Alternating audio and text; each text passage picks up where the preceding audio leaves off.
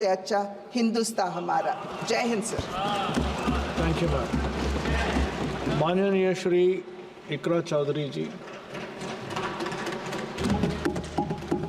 धन्यवाद सभापति महोदय, आपने मुझे इस विशेष चर्चा पर बोलने का मौका दिया। भारत के संविधान के 75वें वर्ष की चर्चा के मौके पर मैं सबसे पहले संविधान बनाने वालों की दूरदृष्टि को सलाम करती हूँ।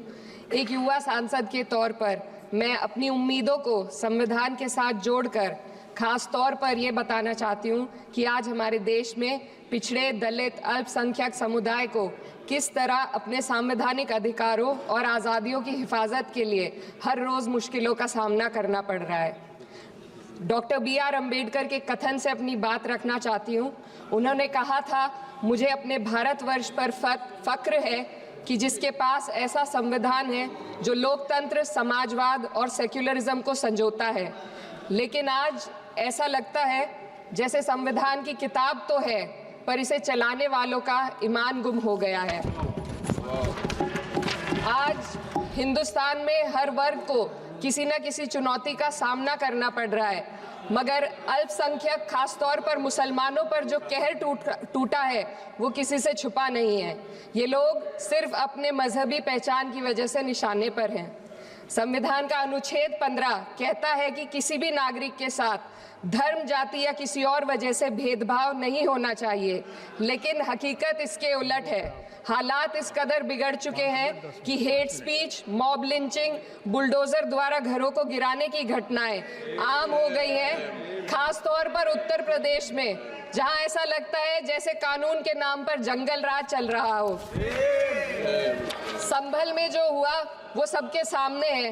पुलिस के संरक्षण में निर्दोष लोगों की हत्या की गई और सरकार ने चुप्पी साध ली। अल्पसंख्यकों पर हिंसा बढ़ती जा रही है, मगर सत्ता में बैठे लोग या तो आंखें मूंदे हुए हैं या फिर इन घटनाओं को बढ़ावा दे रहे हैं। हद तो तब हो जाती है जब न्यायपालिका की बात भी अनसुनी कर दी जाती है। सुप्रीम कोर्ट ने मॉब लिंचिंग पर 11 सूत्रीय निर्देश जारी किए थे। इसमें साफ कहा गया था कि राज्य सरकारें और पुलिस इस तरह की घटनाओं को रोकने और दोषियों पर सख्त कार्रवाई करने के लिए जिम्मेदार हैं, लेकिन आज भी इन निर्देशों पर अमल नहीं हो रहा है। हाल ये है कि मॉब लिंचिंग को रोकने की बजाय सत्ता में बैठे लोग आग में घी डालने का काम कर रहे हैं। उनकी जुबान से ऐसी बातें निकलती हैं जो नफरत को और बढ़ावा देती है। ये अशांति अब इतनी गहराई तक फैल चुकी है कि हमारे समाज के धर्मनिरपेक्ष चरित्र पर गंभीर सवाल उठ रहे हैं। साल की शुरुआत में ही कई राज्यों में दुकानदारों को अपने नाम बोर्ड पर लगाने के लिए मजबूर किया गया। इसे सेहत और सुरक्षा के कानूनों का हिस्सा बताया गया, मगर असल मंशा कुछ और थी। ये कदम खास तौर पर मुसलमान दुकानदारों को निशाना बनाकर उठाया गया ताकि उनकी रोजी रोटी पर चोट की जाए। पिछले हफ्ते मुरादाबाद में एक मुस्लिम डॉक्टर को हिंदू बहुल्य मोहल्ले में घर खरीदने पर विरोध झेलना पड़ा। वजह बताई गई कि इससे मोहल्ले की सामाजिक शांति बिगड़ जाएगी। अब आप ही बताइए, क्या ये वजह सही है, जायज है? असल में ये छोटी बड़ी घटना इस बात का सबूत है कि सांप्रदायिकता को बढ़ावा देने वाले बयान और नीतियां हमारे समाज को अंदर से खोखला कर रही है।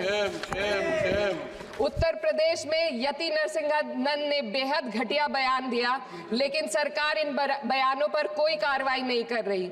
हेट स्पीच न केवल जनमानस के विचारों को प्रदूषित करती है, बल्कि इससे अब संवैधानिक पदों पर बैठे लोगों को भी प्रभावित कर दिया है।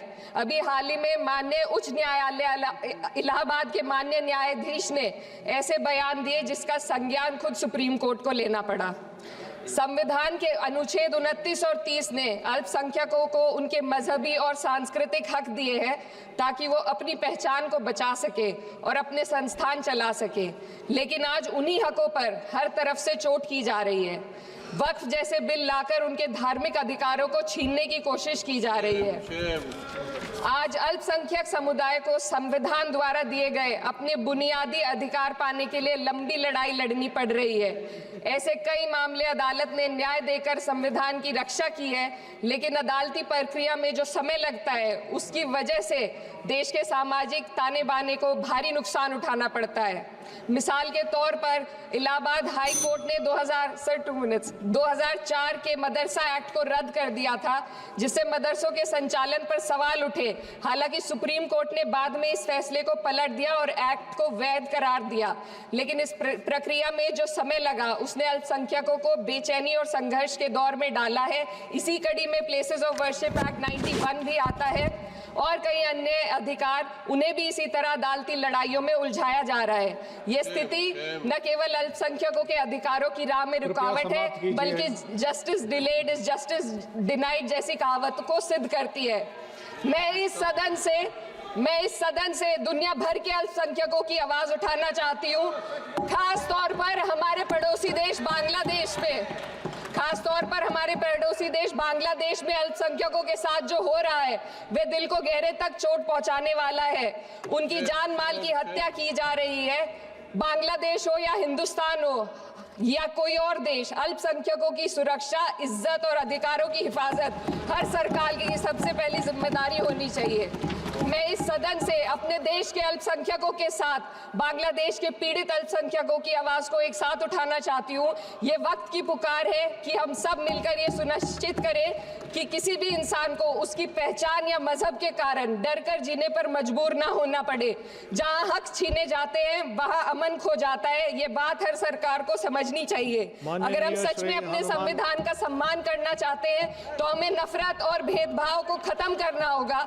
हमें ये दिखाना होगा कि ये मुल्क हर वर्ग, हर जाति, हर धर्म और हर समुदाय का है, और जब तक ऐसा नहीं होगा तब तक संविधान की आत्मा सिसकती रहेगी। सर, अपनी बात को खत्म करते हुए मैं एक शेर अर्ज करना चाहती हूँ। ये दाग दाग उजाला, ये शब गजीदा शहर, वो इंतजार था जिसका, ये वो शहर तो नहीं। लेकिन अगर इस सदन में बैठे हम सभी सदस्य ये ठान ले कि हमें संविधान के मूल्यों को लागू करना है और उसे लागू करने का प्रयास करें, तो वह सुबह जरूर आएगी जिसके लिए लाखों भारतवासियों ने अपने जानों की कुर्बानी दी थी। श्री हनुमान बेनीवाल जी। धन्यवाद सभापति जी।